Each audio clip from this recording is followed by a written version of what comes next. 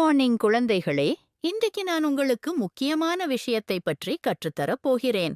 Good touch, bad touch. Good touch என்றால் அம்மா, அப்பா, தாத்தா, பாட்டி, ஆசிரியர் அல்லது ஆசிரியை அன்பாக கையைப் பிடிப்பது, தோளில் தட்டுவது, கட்டிப்பிடிப்பது.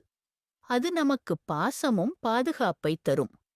பேட் டச் என்றால் அப்பா, தாத்தா, மாமா, அண்ணன் அல்லது அவர்கள் வயது உடையவர்கள், நமது உறவினர்கள், ஆசிரியர், நமக்குத் தெரிந்தவர்கள் அல்லது வெளியில் செல்லும்போது தெரியாதவர்கள், நம்முடைய தனிப்பட்ட இடங்களை, அதாவது உதடு, மார்பு, இடுப்பு, இடுப்புக்குக் கீழே, இது போன்ற இடங்களை தொடுவது, முத்தம் கொடுப்பது, அது பேட் டச் ஆகும்.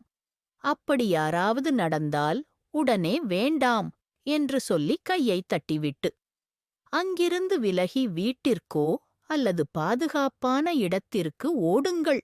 உடனே அம்மா போன்ற நம்பிக்கையுள்ள பெரியவரிடம் அவர்கள் செய்ததை பற்றி சொல்லுங்கள். மேம், அவர்களைப் பற்றி வெளியில் சொன்னால் கொன்றுவிடுவேன். அல்லது அடித்தார்கள் என்றால் என்ன செய்வது? இல்லை மகளே, பிறர் செய்த தவறை தைரியமாக சொல்லுவதுதான் நல்லது.